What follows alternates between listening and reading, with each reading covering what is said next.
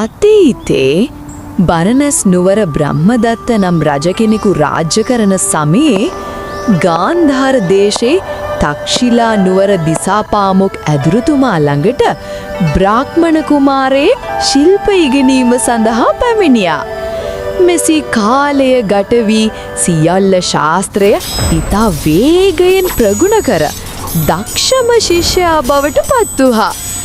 මේ කුමාරයා කෙරෙහි පැහැදුණු දිසාපාමොක් ඇදුරුතුමා කුමාරයාට චුල්ල දනුද්දර යන නම තබා ඇදුරුතුමාගේ වැඩිමහල් දියණිය කුමාරයාට සරණ පවා දුන්නා. සතුටට පත් වූ කුමාරයා ඇදුරුතුමගෙන් සමුගෙන පංචායුධයෙන් සන්නද්ධ වී ඊතල 500ක්ද රැගෙන බිරිඳ සමග ගම්බිම් යමට පිටත් වුණා.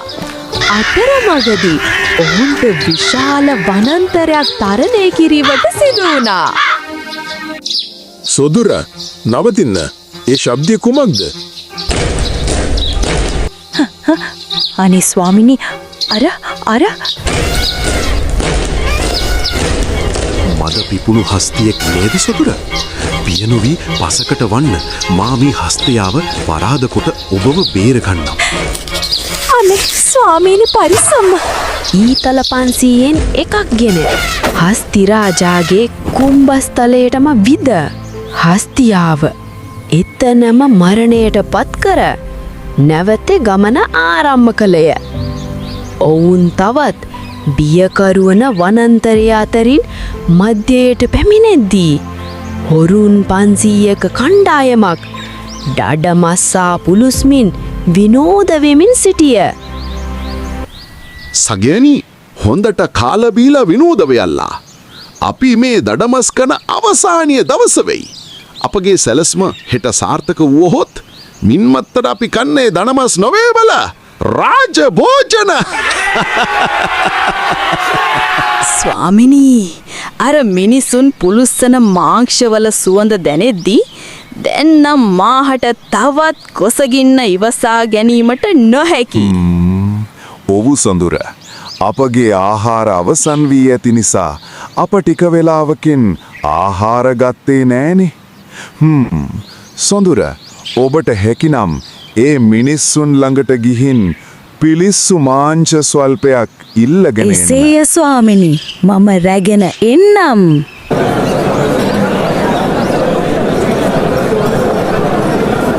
මේ අපිට ආහාරයට ගැනීමට පුලුස්සු ආහාර ස්වල්පයක් දිය හැකිද? මොනවා සොරුපි ස්ත්‍රියක් මේ බියකරු වනාන්තරේ.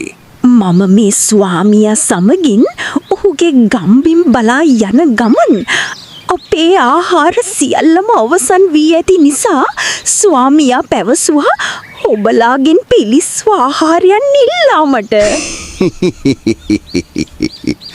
ඉතින් මාංශයිල්ලා ගැනීමට ස්වාමියා නැතුව ඔබ විතරක් පැමිණියේ මන්ද? ඇයි ඔබේ ස්වාමියා ඒ තරම් උඩංගු මාන්නම් කාරයෙක්ද? කරින මේ මාංශ ටික ඒ උත්තමයාට ගිහිල්ලා දෙන්නකෝ. ඔබට ස්තුතියි. මොනවා මේ අමු මාංශනේ? ඔවුන් පිලිස්සු මාංශ නොදුන්නේ අපගන කනස්සලෙන්ද? නැත්තම් ඔවුන් අපට කොලොප්පම් කරනවද?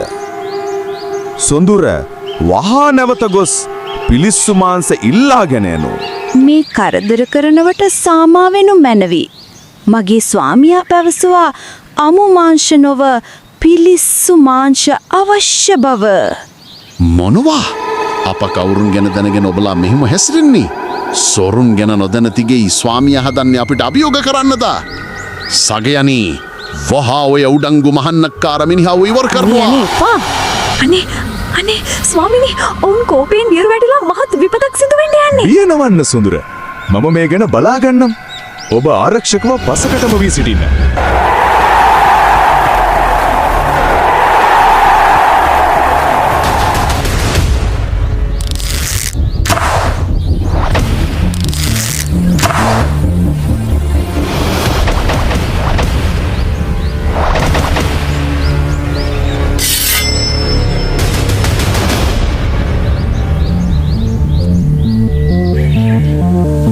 කවද නුඹගේ දුනු හරම්බ හමාරද මගේ සොරකැල මරා දෙමුවා තොට ඒකාන්තයෙන්ම මරණය නියතයි තොප ඔය හෙටි වීරයෙක් නම් මා සමග නිරායුධව සටන් වදිනු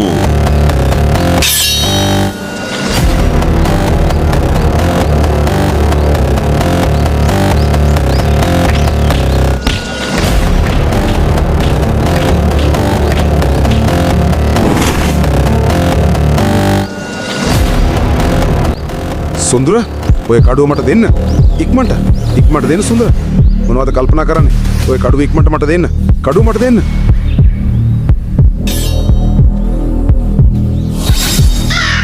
කුමාරිය කඩුව සොරාට දුන්නේ නමුත් එම කඩුවේ කොපුව කුමාරයාට තර තල්ලන ලෙස තිබුණි. සොරා ඒ කඩුවෙන් පහරදී කුමාරයාගේ ජීවිතේ නිමා කළාය. ඒ දේවිය සොරා සමග ඔවුන්ගේ ගමට පිවිසලියාය. ස්වාමීනි ඔබගේ ගමට කුපමණ දුර යා යුතුද? සොදුර ඔය පේන නදියෙන් එතර වී අපිට ගොඩක් දුර යන්න තියෙනවා. ඔබ විඩාවට පත්වී ඇති හැඩයි. අප මෙතනින් ටිකක් ගිමන් හැඩයමු. ස්වාමීනි ඔබ මීට පස්සේ සොරකම් නොකර යුතුයි. අපි ගොවිතැනක් හෝ වෙළඳාමක් කර සතුටින් ජීවත්වමු. ස්වාමීනි ඔබ කුමක්ද ඔච්චර කල්පනා කරන්නේ? සෝදුරිය මේ නදියේ බියකරු සතුන් සිටින බැවින් ඔයා ආභරණ පැළඳ යාම නම් මෙතරම් සුදුසු වෙන්නේ නෑ. ඔය ඔබේ රෙදි බැගේ රැගෙන සියලුම ආභරණ පොදියක් ලෙස බැඳ මට දෙන්න. මම එය නදියෙන් යෙතර කර නැවත නුඹව රැගෙන ඒමට පැමිණෙන්නම්. එහෙමයි ස්වාමීනි.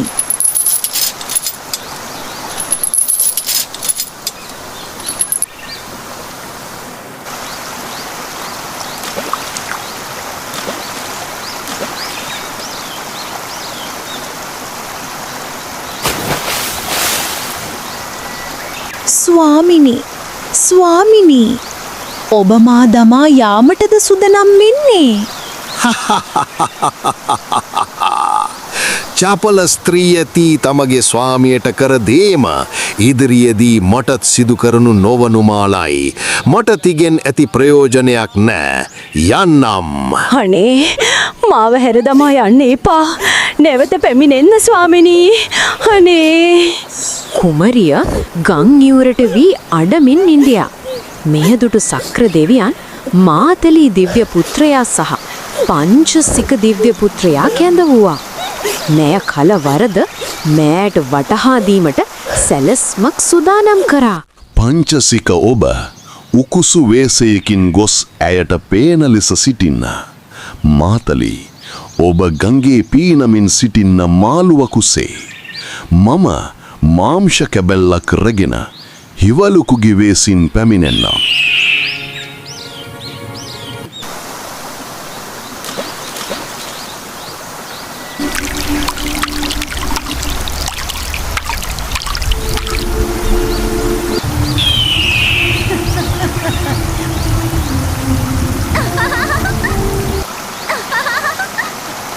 ස්ත්‍රිය ඔබ මොකද ඔච්චර හිනාවෙන්න?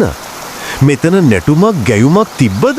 ඔය හැටි සිනාසෙන්න. මට හිනා ගිය ඔබට වුණ සිදුවීමට මාංශ කැබැල්ල තිබියදී මලුවා ඩැහැ ගැනීමට ගොස් ඒ දෙකම ඔබට නැති වුණා. මට සිනාසෙන්නේ තිටත් ඒ දේ සිදු වූ බව අමතක වෙලාද? ඔබව දරුණු හස්තියෙකුගෙන් බේරාගත් ආදරණීය ස්වාමියා මරවාගෙන දෙවිනි ස්වාමියාත් නැති කරගත්ත නේද? අහෝ දෙවියනි මේ මොකද්ද මා කරගත්තේ? ස්ත්‍රියක් ලෙස පතිවෘතාව රැකගන්නේ නැතුව මා කුමක්ද මේ කරගත් අපරාධේ? ඒවල් වෙසෙන් සිටි සක්‍ර දෙවිදුන් කුමාරිය කල වරද වටහාදී නැවත දෙව්ලොවට වැඩම කරා. මෙම කතා වස්තුව දේශන කළේ ස්ත්‍රියක් කෙරෙහි දැඩි ආසා සිත් ඇති කරගත් භික්ෂුවකටයි. අතීතයේ එම භික්ෂුව වූයේ චුල්ලදනුදර කුමාරයයි. එම කාන්තාව වූයේ මෙම කුමාරිකාවයි. සක්‍ර දෙවියන් වූයේ අපතිලොගුරු බුදුරජාණන් වහන්සේය.